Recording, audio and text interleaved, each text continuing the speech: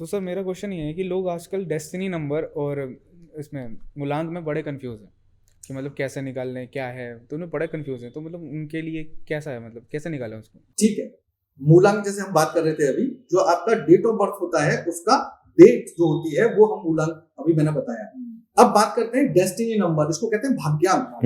यानी कि आपका जो भाग्यशाली नंबर क्या है आपकी डेट ऑफ बर्थ के अनुसार, तो उसको ऐसे निकालते हैं कि जैसे आपने अपनी जो डेट ऑफ बर्थ बताई 5 तारीख मान लो आपका डेट है, 11 में मान लो आपका महीना है और 2020 मान लो आपका डेट ऑफ बर्थ है, तो हम इनको टोटल कर लेंगे। ठीक है, तो 5 को 5 + 11 + 202 कर लिया, 2002। तो 2002 या 2000 हमने जो भी रखा, 2000 जो भी हमारी डेट ईयर है वो हमने लिख ली। इन सबको टोटल करेंगे। 5 को जोड़ा, फिर 11 को जोड़ेंगे तो 1 + 1 आएगा, है ना, ऐसे जोड़ लें, या हम 11 को जोड़ लें, है ना, और फिर उसके बाद 2 को जोड़ लें, तो टोटल जो नंबर लास्ट में 1 डिजिट निकल के आएगी उसको हम बोलते हैं भाग्यांक।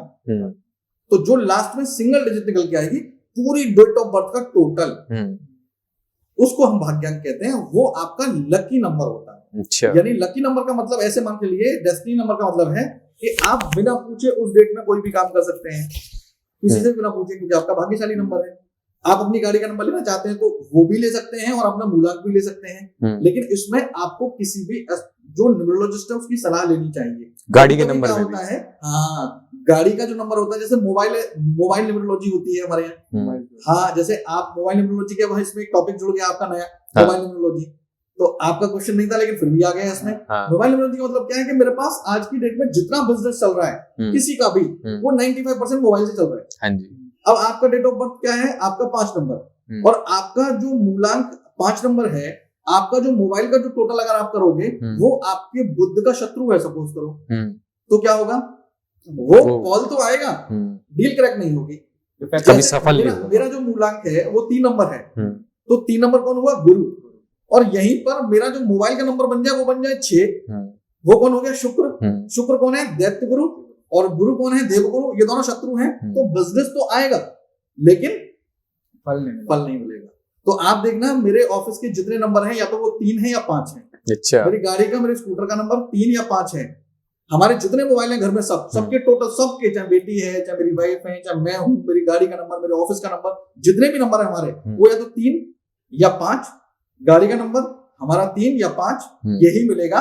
इससे क्या है कि जो बिजनेस आपके पास मोबाइल तक आ रहा है वो मैक्सिमम कन्वर्ट हो। हाँ जी। इसको मोबाइल न्यूमरोलॉजी कहते हैं। हाँ जी। तो नंबर्स का खेल है इस जीवन में, लेकिन जो समझता है, जो बिलीव करता है, उन्हीं के लिए खेल है। क्योंकि एस्ट्रोलॉजी, न्यूमरोलॉजी, वास्तु, ये जितनी चीजें हैं ये केवल विश्वास और श्रद्धा का खेल है सारा। हाँ जी। क्या इसके पीछे कोई साइंस भी है वैसे? यस, साइंस इसलिए है कि जो नंबर्स दिए गए हैं, जो जैसे मैंने बात की थी अभी, ये नंबर किसी न किसी प्लैनेट को दिए गए हैं, और प्लैनेट का मतलब अगेन एस्ट्रोलॉजी आ जाता है। प्लैनेट कैसे काम करते हैं इसको एक बहुत शॉर्ट में मैं समझा देता हूं आपको। आपको एक ऐसे समझिए कि एक कोई कुंडली हमारे पास है, और उस कुंडली में 9 के 9 ग्रह हैं। अब मैंने कहा कि वो आपका गुरु कमजोर हो गया, किसी ने कहा आपका राहु कमजोर हो गया है, तो कमजोर कैसे हो गया वो कुंडली में, वो सही जगह प्लेस नहीं है इसलिए कमजोर हो गया। तो ठीक है, कुंडली में तो कमजोर है, मेरे जीवन में प्रभाव क्यों डाल रहा है? हाँ। तो इसका मतलब क्या हुआ, जो ग्रह आपकी कुंडली में कमजोर है, ऐसे ही वो 9 के 9 ग्रह मेरी बॉडी में अवेलेबल है। हाँ जी। जैसे गर्दन क्या है, राहु, कंधे से लेके जांघ का हिस्सा क्या है, केतु, जांघ से नीचे का हिस्सा क्या है, शनि, पेट क्या है, नाभि क्या है, मेरी मंगल, हड्डियां क्या है, मेरी सूर्य। तो ये अलग अलग ग्रहों को बांटा गया है पूरा शरीर मेरा। तो अब सपोज करो मेरा राहु खराब है, जिस व्यक्ति का राहु खराब होगा सबसे पहले वो डिप्रेशन में जाएगा, हाँ जी, एडिक्ट हो जाएगा किसी न किसी चीज का, चिड़चिड़ाने लगेगा, अकेला बैठना पसंद करने लगेगा। ये किसका प्रभाव आया, कुंडली में राहु खराब होने का। कुंडली में राहु खराब हुआ, मेरी बॉडी का राहु खराब होने लगा, यानी गर्दन से ऊपर का हिस्सा मेरा खराब होने लगा। हाँ जी। अब ये खराब कैसे हो रहा है, सही कैसे करें हम इसको? राहु कहां घूम रहा है, समझ गया मेरी बात? हाँ जी। तो प्लैनेट मूव कर रहे हैं। हाँ जी। हमने क्या किया, हमने आपको कोई मंत्र दिया, आप कोई भी शब्द बोलिए वो आपकी नाभि से निकलेगा, धीमे बोलिए। हाँ। आप मन में भी बोलेंगे तो वो नाभि से निकलेगा और अपनी पूरी बॉडी को वाइब्रेट करता हुआ निकलता है कोई भी शब्द, वहाँ वाइब्रेशन जरूर महसूस होगी। वो वाइब्रेशन जो होगी वो रियल प्लैनेट तक जाएगी। रियल प्लैनेट से वो वाइब्रेशन पॉजिटिव एनर्जी को एब्जॉर्ब करेगी, आपकी बॉडी को ट्रांसफर करेगी जो कमजोर थी, और आपकी कुंडली का वो ग्रह अच्छा होने लगता है। हाँ जी। तो ये साइंस है कि चाहे आप न्यूमरोलॉजी से बात करें चाहे एस्ट्रोलॉजी से बात करें, बात आप प्लैनेट की ही कर रहे हैं। तो जो प्लैनेट के लिए आप काम कर रहे हैं, जो प्लैनेट के लिए आप रेमेडी कर रहे हैं, वो प्लैनेट से रियल एनर्जी को खींचकर वो आपकी बॉडी को अच्छा करता है, आपकी बॉडी के प्लैनेट्स को अच्छा करता है, आपके जीवन को अच्छा करता है, और उसी हिसाब से आपकी कुंडली काम करने लगती है या न्यूमरोलॉजी काम करने लगती है। सर आपके पास ऐसे बड़े क्लाइंट आते होंगे, जैसे हमारा यूथ है आजकल, हमारा यूथ परेशान है डिप्रेशन, एंजाइटी या फिर प्यार को लेके। आजकल ये है कि उसने मुझे ब्लॉक कर दिया, फिर वो मुझे छोड़ के चला गया, वादा था वो मुझे तोड़ दिया, दिल के मसले। हाँ, और कभी कभी ऐसा होता है कि पेरेंट्स नहीं मान रहे शादी को, ठीक है, काफ़ी चीज़ें होती है कि पेरेंट्स खिलाफ है शादी को। ऐसे आप केस आते होंगे आपके पास भी, तो उनके मतलब क्या आप उनको क्या समझाते हो? सबसे पहले एक एक करके बात करते हैं। सबसे पहले डिप्रेशन की बात करते हैं। आज की डेट में 14-15 वर्ष का जो बच्चा है वहां से डिप्रेशन स्टार्ट हो रहा है। हाँ जी। यानी कि आपकी भाषा में उसको टीनेज बोलते हैं। जैसे ही वो टीनेज को क्रॉस कर रहा है वो डिप्रेशन में जाने लगा है। उसका कहीं ना कहीं हद तक इसके लिए ये भी जिम्मेदार है कि वो अब जरूरत से ज्यादा चीजों को समझने लगा है। पहले उसकी पद्धति चीजें समझने के लिए उसको होती नहीं थी। चाहे वो पढ़ाई को लेकर कर सकते हैं, चाहे सामाजिक दृष्टि से आप देख सकते हैं। अब डिप्रेशन का सबसे मुख्य कारण जो होता है वो राहु होता है, क्योंकि डिप्रेशन है आपका मस्तिष्क। जैसा मस्तिष्क सोचेगा वैसा ही आप अपने जीवन में करते हैं। तो डिप्रेशन ये है कि राहु जब आपकी कुंडली में आता है, या तो सही जगह प्लेस नहीं होगा, महादशा में आ जाएगा, अंतरदशा में आ जाएगा, या लगन में आ जाएगा, या उसकी दृष्टि ऐसे ग्रह के साथ हो जाए आपकी कुंडली में जो आपके जीवन को प्रभावित करने लगे, या राशि पर जो राहु आता है, आपने देखा होगा 18 महीने के लिए भी राहु बदले हैं, तो उस स्थिति में आपको डिप्रेशन हो सकता है। जैसे डिप्रेशन होना, अकेले बैठना पसंद होना, छोटी चीज पर बड़ा रिएक्शन दे देना, अपने आप को सबसे ज्यादा ज्ञानी समझना। राहु कौन है? ज्ञानी। अपने आप को सबसे ज्यादा ज्ञानी। जैसे हम 3 लोग बैठे हुए हैं, मैं कुछ भी बोलूं, अब आपका राहु खराब है, आप कहेंगे तो बेकार बोल रहे हैं, पता नहीं क्या बोल रहे हैं, ये खराब है सब। तो अपने आप को ज्ञानी समझ लेना सबसे बड़ा। किसी की बात को ना मानना। जो आप सुनना चाहते हैं वो अगर हम बोलेंगे तो हम अच्छे हैं, वो नहीं बोलेंगे तो हम खराब हैं। तो ये सब राहु है, यही डिप्रेशन आपको लेके जाता है। आप इसको ऐसे समझिए कि मैं आपको ऐसा उपाय बता दूंगा जिससे कि डिप्रेशन चुटकियों में जाने लगेगा और पता भी नहीं चलेगा ये बच्चा डिप्रेशन में था। हमारे पास ऐसे ऐसे केस हैं कि डिप्रेशन की वजह से लोगों ने सुसाइड अटेम्प्ट किए हैं। हाँ जी। आज की डेट में मैं किसी का नाम नहीं लूंगा, टीवी पर स्टार है वो व्यक्ति। हाँ जी। एक फीमेल कैंडिडेट हमारे पास है, एक दिन में 3 बार सुसाइड अटेम्प्ट है उसका, और वो आज टीवी की बहुत बड़ी स्टार है। अभी हम फ्री होंगे तो आपको दिखाऊंगा मैं। दूसरा, हमारे पास ऐसा भी एक केस है कि जो 13 साल का बच्चा बिल्कुल लटक गया था, और वो अगर 5 मिनट देर होती तो वो बच्चा नहीं होता इस जीवन में। आज वो बच्चा स्वस्थ है, पढ़ रहा है, सब कुछ अच्छा है। ये डिप्रेशन का आता है। डिप्रेशन का मतलब ये नहीं है सुसाइड कर रहे हैं। डिप्रेशन का मतलब नेगेटिव थॉट्स लेके आना। क्या तुम कुछ नहीं कर पाओगे, ये लेके आता है। तुम कुछ नहीं हो, तुम्हारा जीवन नर्क है, तुमको मर जाना चाहिए, ये दिमाग में आपके ऐसी चीजें लेके आता है। अब आप कहोगे कि गुरुजी ये ऐसी चीजें क्यों लेके आ रहा है राहु? ये इसलिए लेके आ रहा है कि राहु का काम ये है कि आपके मस्तिष्क को अपने हिसाब से चलाना। जैसे आपकी गाड़ी है 4 व्हीलर और गाड़ी को मैं चलाता हूं, तो आप बताइए कंट्रोल किसके हाथ में है? आपके हाथ में। तो जब कंट्रोल मेरे हाथ में आएगा तो मैं जहां चाहूं ब्रेक लगाऊं, जहां चाहे गाड़ी को खड्डे में डाल दूं। तो राहु जब दिमाग पर बैठता है तो पूरा बॉडी, पूरा जीवन हमारा दिमाग से चलता है, तो वो अपने हिसाब से चीजों को चलाने लगता है। ओवर थिंकिंग कराने लगेगा, एक ही चीज को लेकर आप वहीं घूमने लगोगे आसपास उसके। तो ये सब राहु है। राहु कंट्रोल हो जाएगा तो डिप्रेशन खत्म हो जाएगा। जितने लोग इस पॉडकास्ट को देख रहे हैं, अगर वो अपनी कुंडली के राहु को अच्छा कर लें, जिसके लिए मैं एक उपाय भी बताऊंगा, वो अगर कर लें तो आप मान के चलिए उसे एक मंत्र से, अगर बच्चा ना कर पाए बच्चे की माता करें, माता ना कर पाए पिता करें, अगर मैरिड है तो पत्नी करें, पत्नी है अगर डिप्रेशन में तो पति करें, अगर नहीं कर पा रहे हैं तो उनके बच्चे करने लाएंगे तो बच्चे करें अपने माता पिता के लिए। तो ये डिप्रेशन से बड़ी आसानी से निकला जा सकता है। एक मंत्र है, वो मंत्र आप चाहें तो उस पर टाइप करके डाल दीजिएगा। एक मंत्र है ओम नमः शिवाय शक्ति शरणम। ओम नमः शिवाय शक्ति शरणम। कितना आसान मंत्र है। इस मंत्र को जितना ज्यादा आप बोलोगे उतनी ही जल्दी डिप्रेशन से बाहर आ जाओ। कोई भी व्यक्ति इसको करके देख ले, और अगर उसको लगता है कि मैंने 30 दिन कर लिया ये मंत्र लगातार, 10 मिनट सुबह 10 मिनट शाम, और मेरा डिप्रेशन नहीं गया, हमें कमेंट बॉक्स में डाल के भेज दे। हमको कोई डिप्रेशन में फायदा नहीं हुआ, मेरी गारंटी है, 200% गारंटी है वो डिप्रेशन से बाहर आ जाएगा। उसको लाभ मिलने लगेगा, चिड़चिड़ापन है तो खत्म होने लगेगा। अगर वो अपने आप को राजा समझने लगा है तो वो अपनी पुरानी अवस्था में आ जाएगा। लोगों से लड़ना बंद कर देगा। राहु एब्यूजिंग, जुबान खराब कराता है, एब्यूजिंग कराता है, गुस्सा दिलाता है, तो वो करना बंद कर देगा।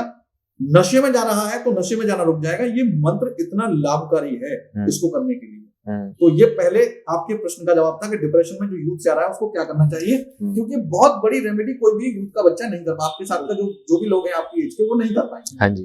अब आते हैं अगली चीज पर कि लव लाइफ में चीट हो जाता है, ये दूसरा प्रश्न है आपका। किसी भी व्यक्ति का शुक्र यदि वीक होगा तो उसको पर्सनल लाइफ उसकी डिस्टर्ब होने लगेगी, पहली बात। और दूसरी बात, उसके पास लग्जरी होते हुए वो लग्जरी भोग नहीं पाएगा। हाँ जी। लग्जरी होना और लग्जरी भोगना ये दोनों अलग अलग बातें हैं। आप किसी के साथ रिलेशनशिप में हैं और रिलेशनशिप को जीना ये दोनों अलग अलग चीजें हैं, है ना। तो शुक्र जितना स्ट्रांग होगा उतने ही आप प्रॉफिट में हैं, शुक्र जितना वीक होगा उतने ही आप लॉस में हैं। तो हम बात कर रहे हैं यहाँ पे कि रिलेशनशिप में चीट हो जाता है, रिलेशनशिप टूट जाती है किसी भी कारण से, तो उसको हम कैसे देखें और उसको कैसे सही कर सकते हैं। किसी कारण से मिसअंडरस्टैंडिंग हो गई है हम लोगों के बीच में, हम अलग हो गए, हम बात नहीं कर रहे हैं। जैसे मेरे पास प्रश्न आता है, सर मुझको ब्लॉक कर दिया है, नया ब्लॉक करना, तो मेरे को ब्लॉक कर दिया है, वो मेरे को अनब्लॉक करेगा कि नहीं, तो उसको हम कैसे देखें। बहुत आसान उपाय बताऊंगा सबसे बाद में, और रामबाण उपाय कह सकते हो जिसको कहते हैं रामबाण उपाय, ऐसा उपाय है उसको करने से और कोई पैसा खर्च नहीं होना आपका, जो चाहे वो करे। शुक्र को आपको ऐसे देखना पड़ेगा कि जब रिलेशनशिप में दो लोग होते हैं तो एक मेल एक फीमेल होता है। जो मेल कैंडिडेट है उसको आप समझिए आयरन, और जो फीमेल कैंडिडेट है उसको आप समझिए मैग्नेट। तो आप ऐसे मानिए कि मैग्नेट में जितनी पावर होगी उतनी ही पावर से वो आयरन को अपनी ओर खींच लेगा। तो मैग्नेट क्या है? शुक्र, फीमेल कैंडिडेट कौन होता है? शुक्र को रिप्रेजेंट करता है। तो आपकी कुंडली में यदि शुक्र वीक है तो भी ये प्रॉब्लम आएगी, और अगर उसकी कुंडली में शुक्र वीक है तो भी प्रॉब्लम आएगी। अच्छा। लेकिन अगर आप रिलेशनशिप में हैं तो आपकी कुंडली के अनुसार भी शुक्र की रेमेडी करके अपनी उसको वापस लाया जा सकता है। तो शुक्र के उपाय करने से आपको लाभ मिलेगा। अब शुक्र खराब कैसे होता है?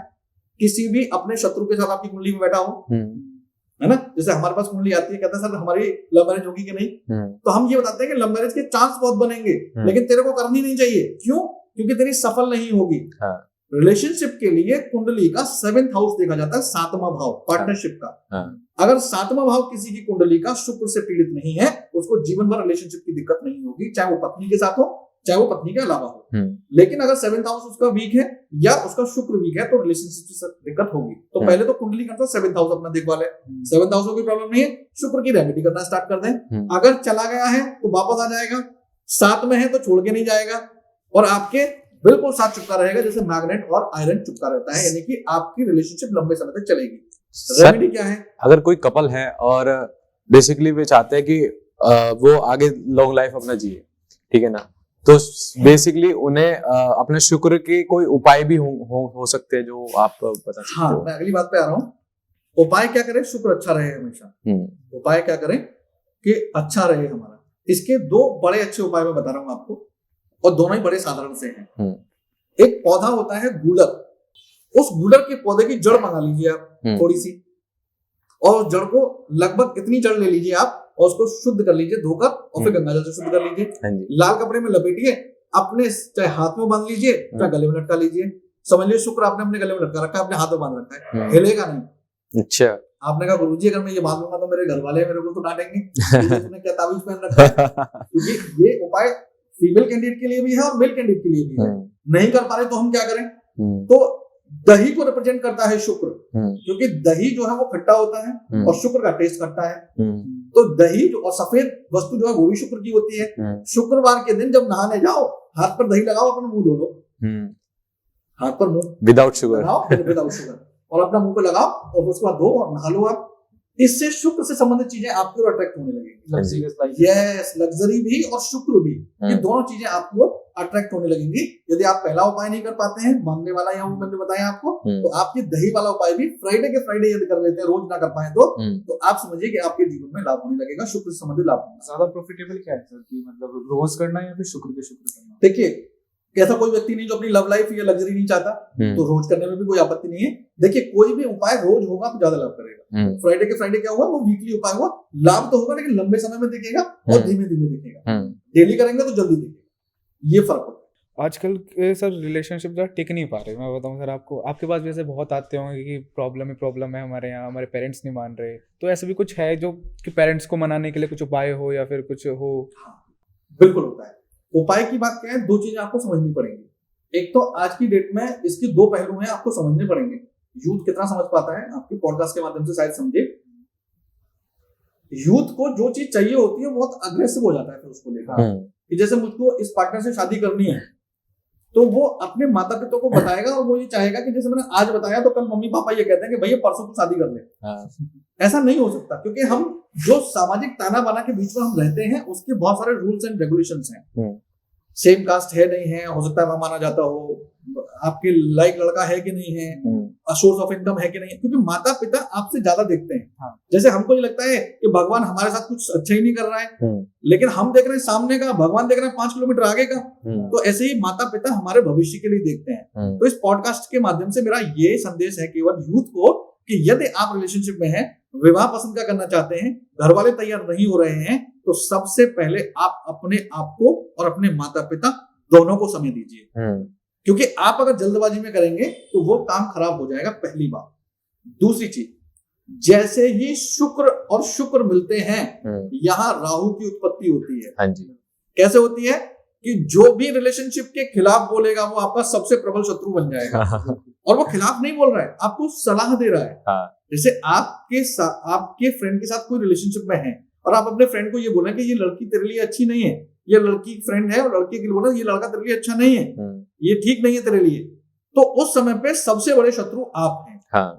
ऐसे ही माता पिता ये बोले कि भाई ये लड़की से हम शादी इसलिए नहीं करेंगे कि इसका परिवार और ये आपके लिए उचित नहीं है, ये लड़का आपके लिए उचित नहीं है, तो सबसे बड़े शत्रु वो है आपके लिए। क्यों? क्योंकि आपका राहु खराब है, आपके आगे पर्दा पड़ा हुआ है, आप नहीं समझ पा रहे हैं वो सामने वाला क्या कह रहा है। सर आजकल का सबका क्वेश्चन ये है कि जैसे उनके वास्तु खराब होता है सर घर का, तो उससे भी मतलब इफेक्ट पड़ता होगा काफी, मतलब वास्तु अगर खराब है तो घर में मतलब बच्चों को इफेक्ट पड़ता है। सब काफी लोग का क्वेश्चन ही होता है कि हमारे बच्चे पढ़ नहीं पाते, या फिर हमारे बच्चों का ध्यान नहीं है, या फिर हमारे बच्चा नशे में लग गया आजकल, तो वास्तु खराब होता है इनमें भी। हाँ, वास्तु को अलग तरीके से देखना पड़ेगा, इसलिए एस्ट्रोलॉजी और न्यूमरोलॉजी से बिल्कुल अलग है। वास्तु पुरुष अगर आपने देखा हो तो आप देखेंगे गूगल पर डालकर, तो वास्तु पुरुष आपको दिखेगा। वो एक व्यक्ति की तरह है और एक चौकोर खाने में होता है। दिशाओं का खेल है सारा। कौन सी वास्तु के अनुसार ऐसा माना जाता है कि हमारे घर में या हमारे जहां भी हम रहते हैं वहां पर हर चीज के लिए एक स्थान निर्धारित किया गया है, एक दिशा निर्धारित की गई है। जैसे मैं एक दो एग्जांपल्स आपको देता हूं तो आपको समझ में आएगा। किचन के लिए हमें जो दिया गया है स्थान, वो दिया गया है साउथ ईस्ट। साउथ ईस्ट का मतलब दक्षिण पूर्व का कोना, यानी कि आधा दक्षिण और आधा पूर्व बीच में, यानी कि दोनों के बीच में 90 डिग्री का एंगल बन जाएगा, तो वो साउथ ईस्ट कहलाएगा। ये आग्नेय कोण बोला जाता है। आग्नेय कोण मतलब जहां पर अग्नि हम जला सके। ये स्थान किसी भी घर में किचन के लिए होता है। अगर यहाँ पर किचन नहीं है, यहाँ पर पानी का कोई भी साधन आ गया, जैसे आपने कोई टैंक बना दिया, कोई नल लगा दिया, आपने बाथरूम बना दिया यहाँ पर, तो ये दूषित हो जाएगा। तो ये प्रॉब्लम का कारक है। ऐसे ही दूसरा जो है वो है नॉर्थ ईस्ट। नॉर्थ ईस्ट को हम लोग ईशान कोण कहते हैं, यानी कि उत्तर पूर्व का कोना। और उत्तर पूर्व के कोने की अगर हम बात करें तो ये है देव स्थान कहा गया है, यानी वास्तु पुरुष का सर। तो देव स्थान का मतलब यहाँ पर हमको पूजा पाठ करनी चाहिए, या हम पूजा पाठ नहीं कर सकते, या मंदिर नहीं लगा सकते हम किसी कारण से, ऐसी जगह है तो यहाँ पर हल्का रखें। अब लोगों ने यहाँ पे जीना बना दिया, लोगों ने यहाँ पे टॉयलेट बना दिया, लोगों ने यहाँ पे किचन बना दिया, ये गलत है। अब जैसे इसमें एक चीज बता दूं कि सर ना हमारे यहाँ टॉयलेट है, ना हमारे यहाँ किचन है, ना हमारे यहाँ जीना है, हमारा तो कमरा है। तो अगर नॉर्थ ईस्ट में कमरा आ जाएगा तो आप सोचने में चले जाएंगे, यानी कि आप डिप्रेशन में जा सकते हैं, आपकी दवाइयां शुरू हो सकती हैं। आप ऐसे मान चलो कि आपके घर में दवाइयां चलती रहेंगी, जो व्यक्ति खासतौर पर उस रूम में सोएगा उसकी दवा कंटिन्यूटी के साथ चलती रहेगी। ये है। ऐसे ही नॉर्थ में किचन बना दिया, नॉर्थ में क्या होना चाहिए, नॉर्थ में जीना बना दिया। नॉर्थ क्या है, पैसा आने की दिशा, कुबेर की दिशा कहा जाता है ना उत्तर दिशा को। तो वहां पर कुछ ऐसा बना दिया जो भारी है, जैसे हमने बहुत सारा वहां पे सामान रखा हुआ है, हमने स्टोर बना दिया, हमने जीना बना दिया, तो वो हमारा खराब है। ऐसे ही साउथ वेस्ट का एक कोना आता है। साउथ वेस्ट का कोना जो होता है वो वहां पर हमने कोई गेट बनाया हुआ है, किचन बनाया हुआ है, टॉयलेट बनाया हुआ है, वो भी गलत है। अब हमने आपको सर हमारे घर में एक बच्चा है वो बड़ा आलसी है, तो मैं उससे सबसे पहले क्या पूछता हूँ कि आपका जो कमरा है उस बच्चे का वो साउथ वेस्ट में तो नहीं है? हाँ सर साउथ वेस्ट में। इसका मतलब क्या हुआ, साउथ वेस्ट में यदि वो कमरा है तो उस कमरे में रहने वाला व्यक्ति आलसी हो जाएगा। ये नियम है। तो वास्तु का बहुत प्रभाव होता है। हमें अपने घर में चीजें वास्तु के अनुसार रखनी चाहिए। अब घर हमारा पुराना है तो हम क्या करें, तो आप वास्तु रेमेडी कर सकते हैं। बहुत सारी चीजों की वास्तु और एडवांस वास्तु दोनों में फर्क होता है। मैं बता देता हूँ। हाँ। वास्तु जो होगा वो होगा खाली जगह का जहां पर मकान ना बना हो, वहां वास्तु होगा कि आप पहले से बता पाएंगे यहाँ यहाँ ये चीजें बनेंगी। ठीक है। वास्तु के अलावा जो होता है वो होता है एडवांस वास्तु। एडवांस वास्तु वहां पर होता है जहां पर पहले से कोई चीज बनी हुई है, उसमें हम चेंज ज्यादा नहीं कर सकते, तो वहां पर कुछ ऐसी रेमेडी कराई जाती हैं जो बिना तोड़े फोड़े हो जाती हैं और आसानी से उसके लाभ भी आपके जीवन में दिखने लगते हैं। वास्तु का बहुत प्रभाव होता है जीवन में। तो सर जैसे किसने घर बना लिया और पहले वास्तु नहीं दिखवाया, तो फिर जैसे बाद में प्रॉब्लम आना शुरू हुई उनकी लाइफ में, तो उन्होंने दिखवाया, तो बाद में भी वो ठीक हो जाती है वास्तु, अगर वो ठीक करना चाहते? बिल्कुल ठीक हो जाती हैं। देखिए कुछ जगह ऐसी हैं जिसका 100% सॉल्यूशन नहीं है, बाकी चीज का 100% सॉल्यूशन एडवांस वास्तु में हो जाता है। जैसे नॉर्थ ईस्ट और साउथ वेस्ट का सॉल्यूशन नहीं है। अगर टॉयलेट है, किचन है नॉर्थ ईस्ट में, टॉयलेट किचन दरवाजा अगर है साउथ वेस्ट में, तो इसका कोई भी सॉल्यूशन नहीं है। इसकी रोकथाम हो सकती है, आपको 50, 60, 70% तक लाभ तो हो सकते हैं, लेकिन 100% लाभ नहीं होंगे। यहाँ बदलाव नहीं। बाकी जगह की आसान रेमेडी है, आसान रेमेडी से आप अच्छा कर सकते हैं, कोई दिक्कत वाली बात नहीं, हो जाता है, आसानी से हो जाता है। वास्तु में हेल्थ इश्यूज भी बड़े आते होंगे ना, अगर वास्तु खराब है, किसी के घर का वास्तु खराब है, गलत जगह कुछ बना दिया, उससे हेल्थ इश्यूज भी बहुत आते होंगे। बिल्कुल आते हैं। मैं आपको एक बहुत अच्छा एग्जांपल यहाँ पर देता हूँ। मेरे पास केस आया कि सर हमारे फूफा जी को कैंसर हुआ है और उनकी लास्ट ईयर डेथ हो गई है, और हमारे जो भाई हैं, जो फुफेरे भाई हैं, उनको भी हेल्थ इश्यू होने लगे हैं पिछले 6 महीने से। वो बहुत परेशान है और क्या कर सकते हैं हम इसको। तो मैंने उनकी कोई कुंडली नहीं देखी, कुछ नहीं देखा।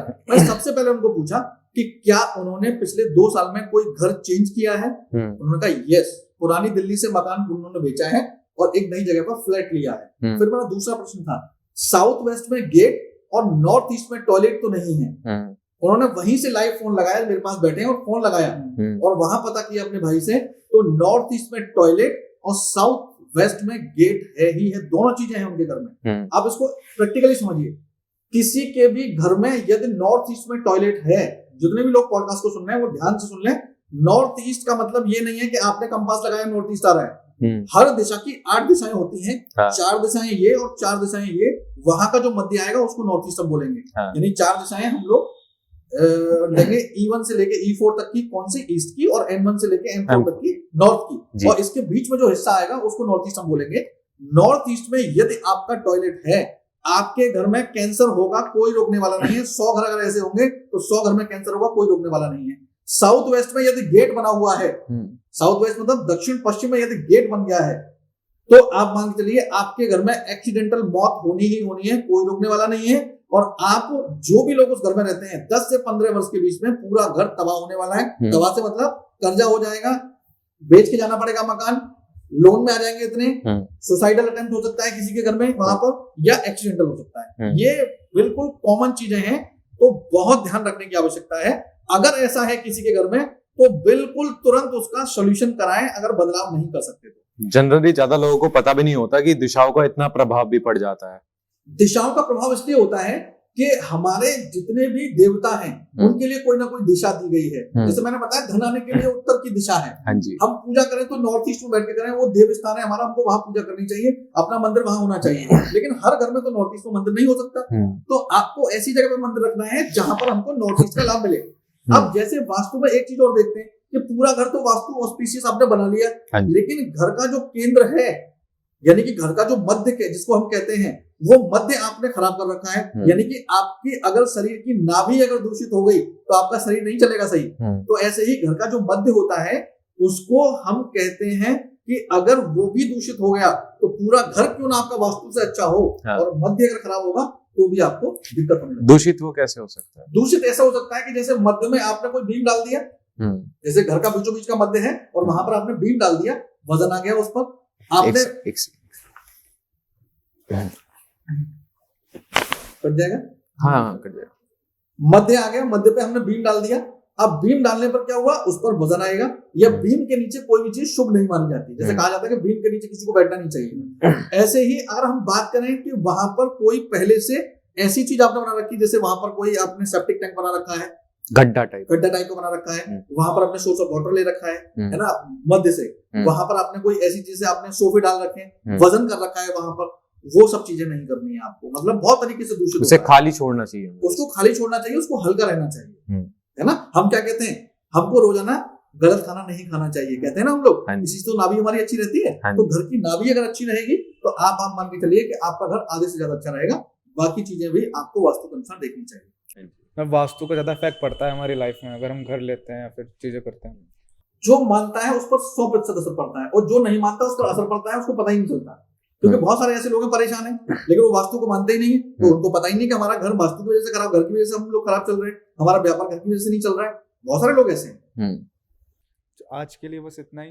आज बड़ा मजा आया सर से बात करने में, बहुत चीजें पता चली सर आपसे, वास्तु के बारे में, एस्ट्रोलॉजी के बारे में, न्यूमरोलॉजी के बारे में, और बड़ा अच्छा लगा सर आपसे मिलके। और ऐसे ही हमारे साथ बने रहिए। रहिएगा। नेक्स्ट वीडियो जल्दी आएगी। सभी को राधे राधे, हरे कृष्णा। हरे कृष्ण। राधे।